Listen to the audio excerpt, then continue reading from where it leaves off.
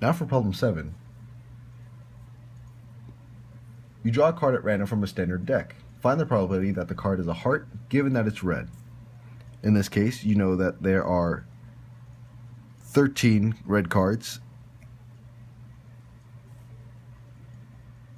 or there are 13 heart cards out of the total 26 red, giving you just 1/2, or 0.5. Part B, find the probability that it's red given that it's a heart. So you'll just write probability of red given heart. And all heart cards are reds for a total probability of 1 or 100%. Find the probability that it's an ace given that it's red. So just ace given red. You come up with 2 out of 26 for 2 aces out of 26 red cards, or 1/13. Part D. Find the probability that it's a queen given that it's face card. So you just write probability of queen given face. There are 4 queens out of a total of 12 face cards for a total probability of 1/3. To problem 17.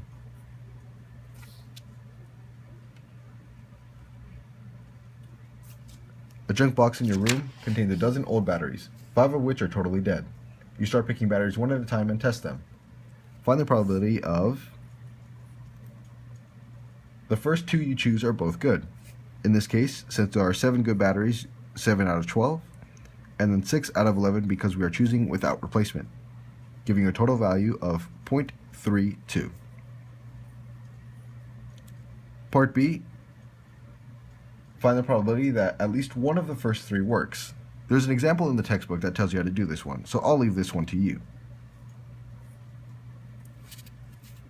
17C asks to find the probability that the first 4 you pick all work. This is a continuation of part A, so you'll just do 7/12 times 6/11 times 5 out of 10 times 4 out of 9. Once you put it in your calculator, you'll find that it equals 0.07. Part D asks if you have the probability of you having to pick 5 batteries to find one that works. This is the opposite of the ones we've been doing in the past, and instead we are looking for the bad batteries. In other words, 5 out of 12 times 4 out of 11 times 3 out of 10 times 2 out of 9 times 7 out of 8, because these are the good batteries that we're looking for out of how many are left. Putting this in a calculator, you find 0.008 to be your answer. On to number 19.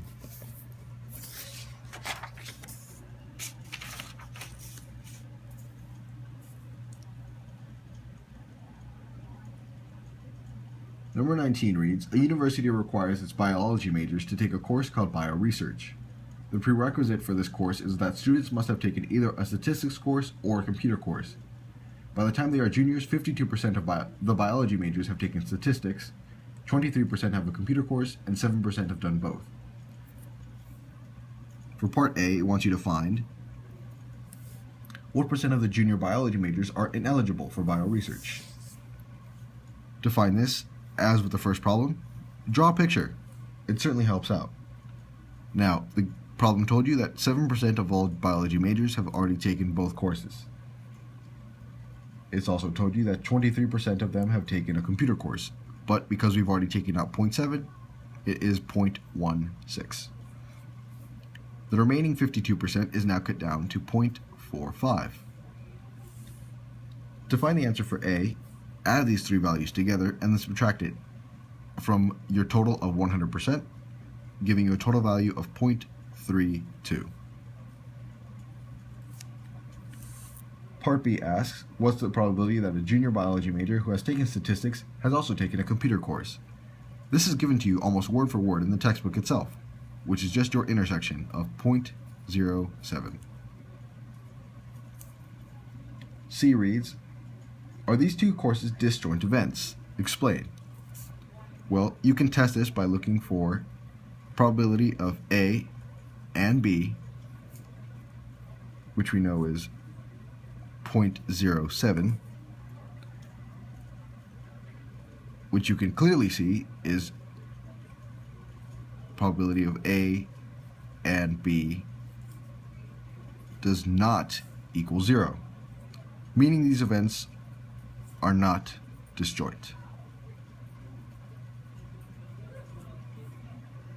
Part D asks if these two events are independent, and to explain.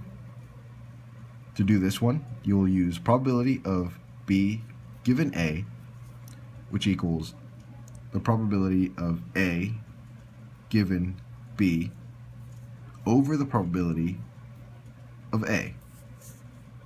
We know the probability of A and B because it is our intersection of 0.07 divided by the probability of A being our statistics course, or 0.45,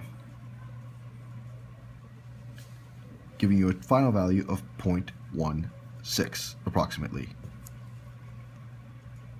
Now compare that value to the probability of B, or that of taking a computer course, which we know is 0.16 as well. Because the probability of B given A equals the probability of B, these events are independent. Final problem for this homework help, 27, and it reads, given the table from exercise 9, are high blood pressure and high cholesterol independent? Check this by doing the same from 19 part D. Probability of B given A equals probability of A and B over probability of A.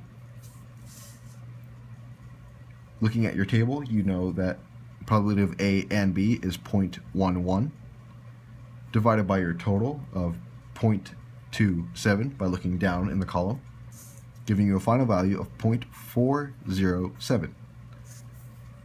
The probability of B by itself can be found by looking across the column with a final value of 0.32. Because the probability of B given A does not equal the probability of B, these events are not independent.